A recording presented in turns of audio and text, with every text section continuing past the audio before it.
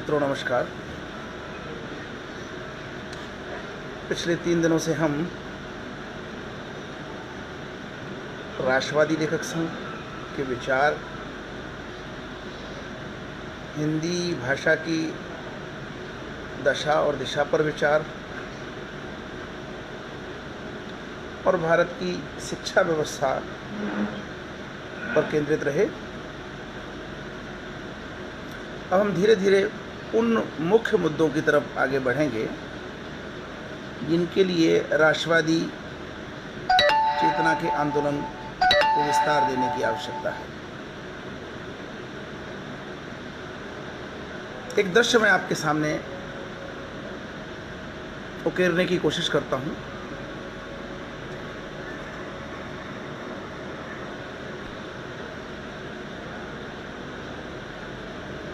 एक 14-15 वर्ष का युवक शिक्षा ग्रहण करता है और स्नातक कक्षाओं में वामपंथी विचारधारा के शिक्षकों के संपर्क में आता है।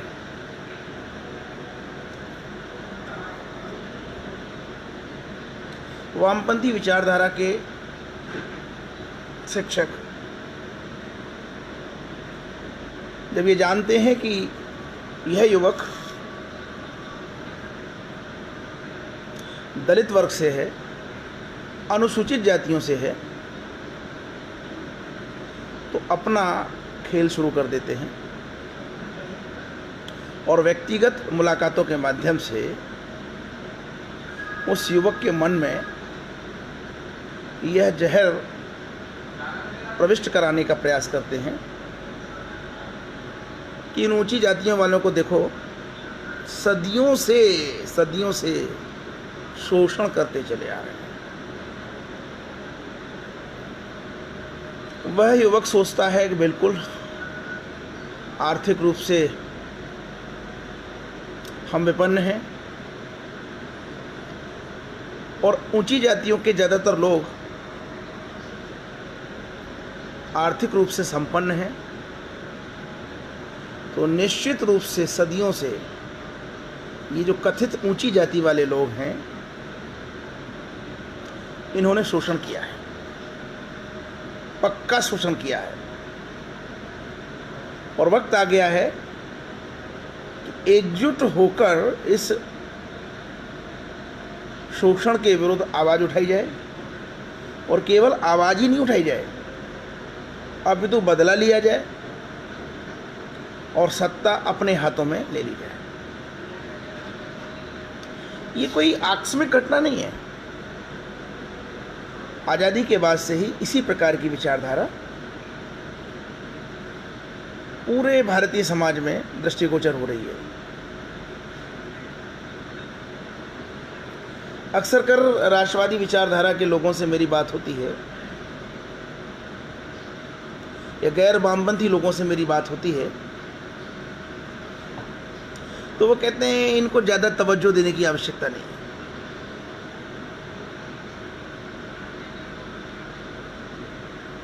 लेकिन मेरा जो अध्ययन है वो अलग है कि ये जो प्रक्रियाएं समाज में चल रही हैं, अगर हम इन पर तवज्जो नहीं देंगे तो निश्चित रूप से ये भारतीय संस्कृति के लिए दुख का कारण बनने जा रही है।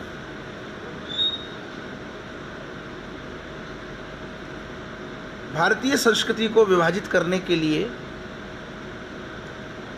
कई सिद्धांत प्रतिपादित किए गए हैं। उनमें एक सिद्धांत था आर्य आक्रमण का। आर्य आक्रमण की अवधारणा अब पूरी तरह से निराधार सिद्ध हो चुकी है। इसके लिए एक अलग वक्तव्य की जरूरत होगी कि वो आर्य आक्रमण के पक्ष में क्या साक्ष्य दे रहे हैं, और आर्य आक्रमण जैसी कोई अवधारणा नहीं है इसके पक्ष में क्या साक्ष्य है। फिलहाल तो हम बात करेंगे शोषण की अवधारणा पर। जिस शोषण की अवधारणा के नाम पर भारत के विपन्नों को, भारत के दलितों को, भारत की अनुसूचित जातियों को भड़काया जा रहा है। मित्रों, दूर के ढोल सुहावने होते हैं। आज मैं दोपहर में समाचार देख रहा था तो 2-3 चीज़ें समाचार में मुख्य रूप से आ रही थी कि चीन ने अपने यहाँ के आंकड़े छुपाए कोरोना संकट से संबंधित। यह इस बात का सबसे बड़ा प्रमाण है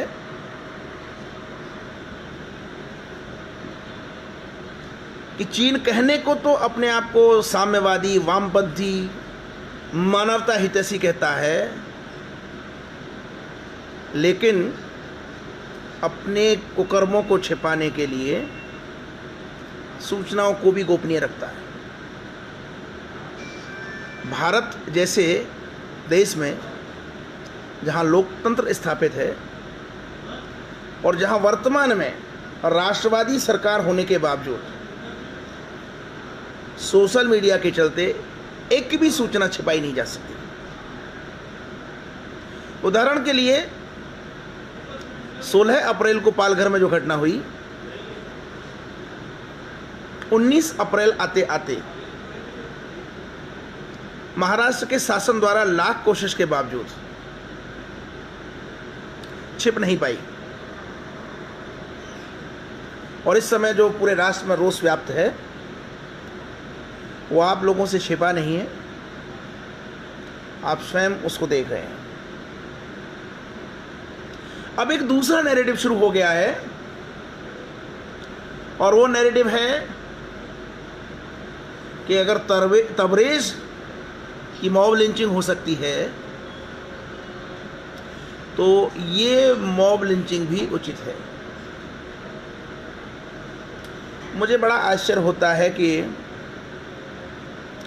केवल कुछ अपरिपक्व लोगों द्वारा किसी भी प्रकार की मॉब लिंचिंग की समर्थन कर दिए जाने के बावजूद जो वामपंथी बुद्धिजीवी हैं वो उन अपरिपक्वों की प्रतिक्रिया को तर्क के रूप में प्रयोग करते हैं।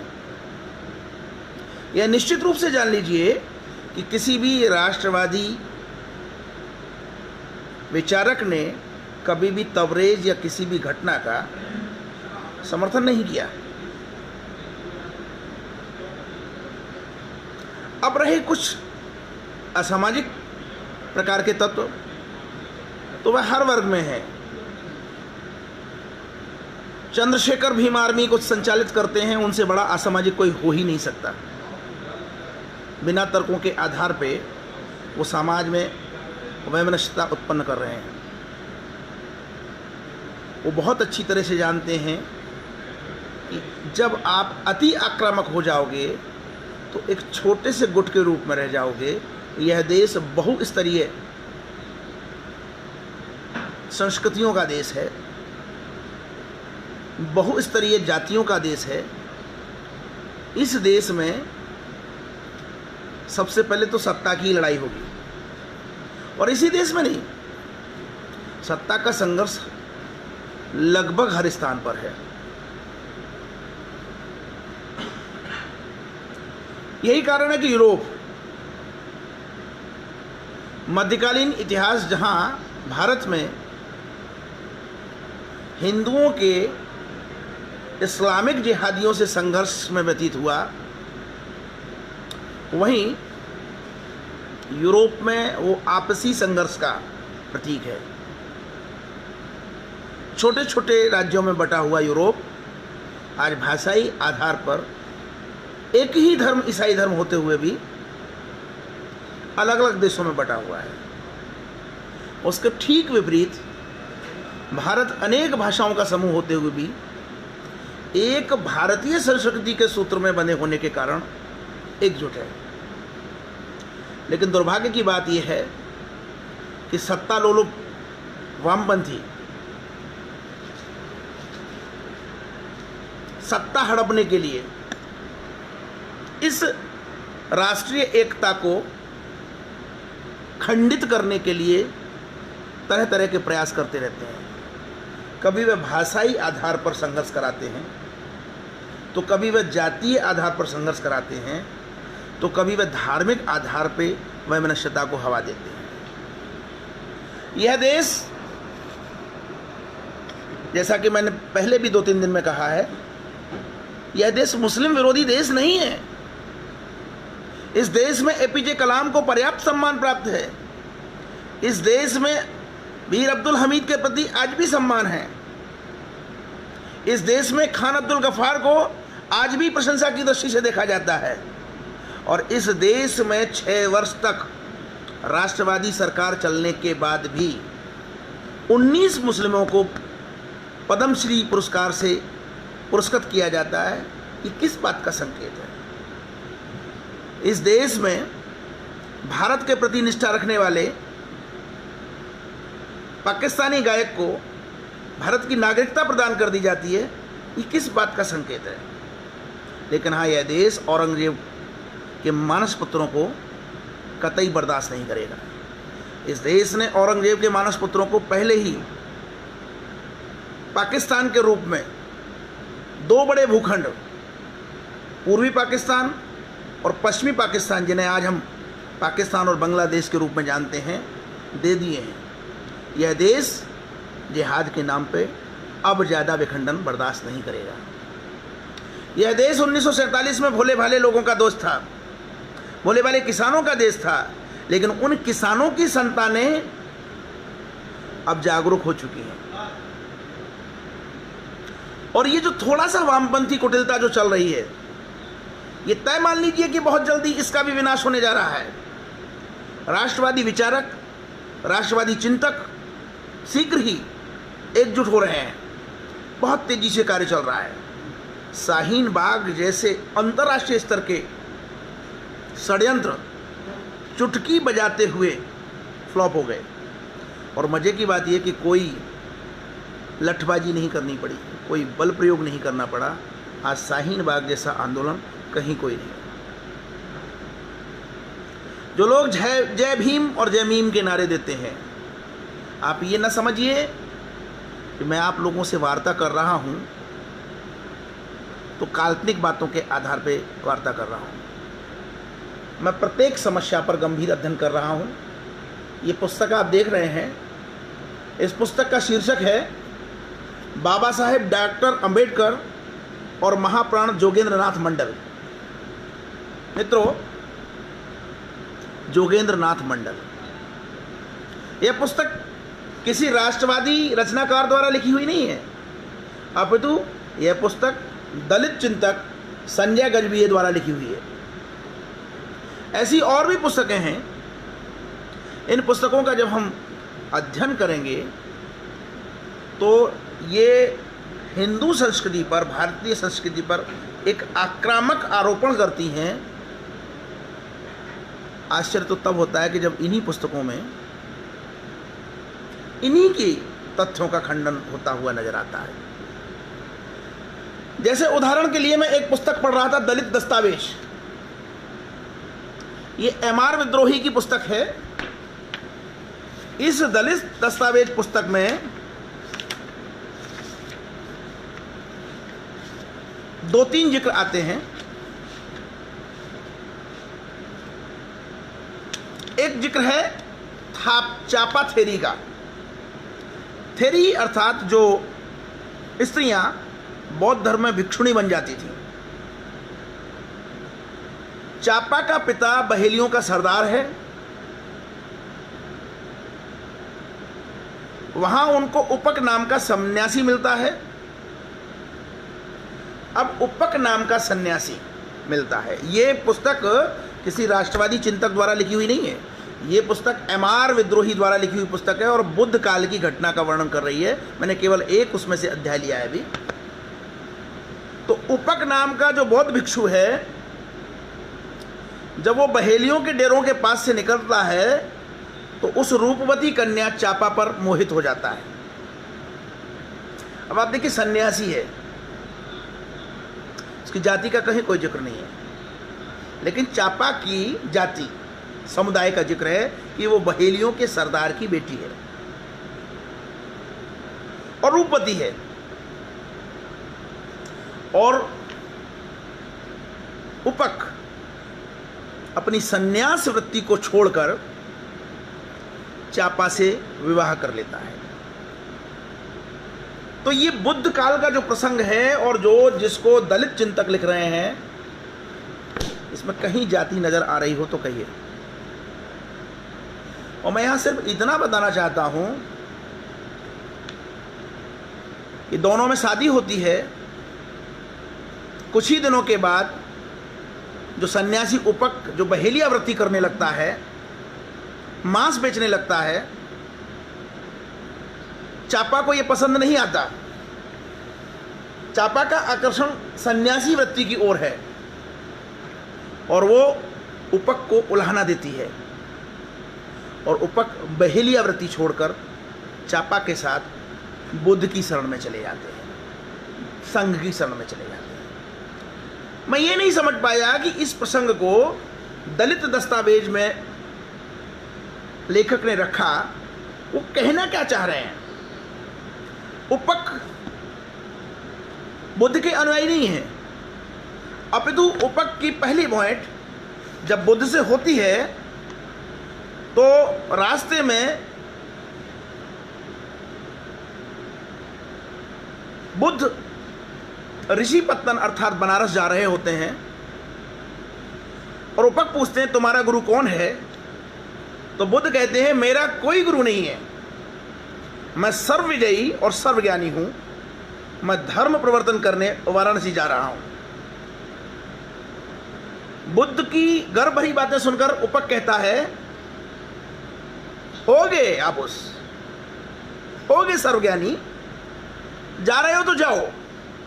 यानी बुद्ध का उपहास उड़ाने वाला सन्यासी एक बहेलिया की पुत्री से शादी करता है, मांस बेचता है, और अंततः उस बहेलिया की पुत्री चापा के उल्हानों के कारण अपनी पत्नी सहित बुद्ध का अनुयायी बन जाता है। इसमें कहां से जाती है, कहां से शोषण है, और ये किस प्रकार दलित दस्तावेज है, मैं समझ नहीं पाया। ऐसे बहुत सारे प्रसंग हैं आज अपनी जड़ें खोजी जा रही हैं असुरों के सम्राटों में, संबर में, महिषासुर में, रावण में। तो क्या ये वंचित लोग थे? क्या आप लोग कहना चाह रहे हैं? आप लोग भूल जाते हैं कि भारतीय संस्कृति में जिनके आप नाम ले रहे हैं उनके अलावा भी खलनायकों की एक श्रृंखला है, जिसमें कृष्ण के सगे मामा कंस का जिक्र है, कंस के ससुर जरासंध का जिक्र है, कृष्ण के फुफेरे भाई शिशुपाल का जिक्र है, कृष्ण के दूसरे फुफेरे भाइयों के चचेरे भाई दुर्योधन का जिक्र है, दुशासन का जिक्र है। इन लोगों की भी संतानें तो होंगी, ये भी तो भारत के मुख्य खलनायकों में से एक हैं। बड़ा आश्चर्य होता है कि केवल समाज को बांटने के लिए वामपंथी तरह तरह के मिथक गढ़ रहे हैं। अभी कुछ ही दिनों पहले होली का त्यौहार था। भारतीय जनता पार्टी के टिकट पर बहराइच से सांसद रह चुकी आधुनिक सावित्रीबाई फुले, आधुनिक शब्द मैं इसलिए लगा रहा हूं कि एक सावित्रीबाई फुले को तो हम सब जानते हैं, इनका नाम भी सावित्रीबाई फुले। अब ये फुले क्यों है मैं आज तक नहीं समझ पाया। सावित्रीबाई तक तो नाम समझ में आता है, लेकिन ये फुले भी क्यों है ये मैं आज तक नहीं समझ पाया। चलिए ठीक है, अनुयायी बनके उन्होंने फुले नाम रखा। 5 वर्ष भारतीय जनता पार्टी की सांसद रहीं। 3 वर्ष होते होते उन्हें बोध हुआ कि वो तो मायावती को टक्कर दे सकती हैं। मायावती तो अब बुढ़ी होने को जा रही हैं, धीरे धीरे किनारे हो लेंगी, तो आगे आने वाला समय सावित्रीबाई फुले का है। और भाजपा के सांसद रहते रहते ही उन्होंने जो प्रपंच करने शुरू किए, उनका वर्णन करूंगा तो बहुत समय नष्ट होगा। आप उनके प्रपंचों को यूट्यूब पे ढूंढ सकते हैं सावित्रीबाई फुले के नाम से डाल के। उनका जो मैंने जिक्र किया है वो केवल इसलिए किया है कि इस होली पर मैं उनकी एक स्पीच सुन रहा था और वो कह रही थी ये आर्य लोग बहुत बदमाश थे, हिरण्यकश्यप हमारा राजा था, उसका राज्य हरदोई, हरदोई उसी के नाम पे है, हिरण्यकश्यप हरदोई का राजा था। और इस हरदोई से हिरण्यकश्यप को, प्रहलाद को नशे की आदत डाल के, अफीम की आदत डाल के, गांजे की आदत डाल के उसके बेटे प्रहलाद को इन आर्यों ने फुसला लिया। और इनको फुसलाने के बाद वो हर समय नशे में पड़ा रहता था। हिरण्यकश्यप को चिंता हुई कि राजकाज कैसे संभलेगा, लेकिन आर्यन उसको फुसलाए हुए थे। और अंततः हिरण्यकश्यप की बहन होलिका ने कहा कि मैं अपने भतीजे को आर्यों के बीच से निकाल के लाऊंगी। होलिका गई और वहाँ आर्यों ने मिल के उसके साथ रेप किया और रात में जला डाला। और उसी की याद में यह लोग आज तक होली मनाते हैं। और उस महिला ने, उस पूर्व सांसद महिला ने जगह जगह गांव-गांव जाकर वंचित जातियों को, दलित जातियों को उत्प्रेरित किया कि वो होली का त्यौहार न मनाएं। जबकि याद करिए, होली का त्यौहार हमारे यहाँ ऐसा त्यौहार है कि जहाँ पे सारे लोग गले मिलते हैं, जातिवाद भूल जाते हैं, हर चीज़ भूल जाते हैं। लेकिन दुर्भाग्य देखिए कि हम लोगों में से नेतृत्व में जो निकलता है वही इस तरह का कुप्रचार करता है। लेकिन बड़ा कष्ट होता है कि जब ये नेता बन जाते हैं तो केवल संपत्ति जुटाने में जुट जाते हैं। क्या ये योगी जैसा उदाहरण दे सकते हैं? उत्तर प्रदेश के मुख्यमंत्री योगी का परिवार आज भी विपन्न परिवार है। गोरखपुर के मठ के पास एक बहुत बड़ी संपत्ति है, लेकिन फिर भी योगी का परिवार विपन्न परिवार है। रामदेव तो ओबीसी हैं, यादव हैं। रामदेव यादव ने, मैं यादव करके बोलूँगा, एक बहुत बड़ा भारतीय संस्कृति पे आधारित योग और आयुर्वेद का उपक्रम खड़ा कर दिया। और बहुराष्ट्रीय कंपनियों को जिस प्रकार वो चुनौती दे रहे हैं, लेकिन उनका परिवार विपन्न परिवार है। भारत के प्रधानमंत्री नरेंद्र मोदी 6 वर्ष से प्रधानमंत्री हैं और उससे पहले वो लगभग 12 वर्ष गुजरात के मुख्यमंत्री रहे। उनका परिवार विपन्न परिवार है। लेकिन बड़ा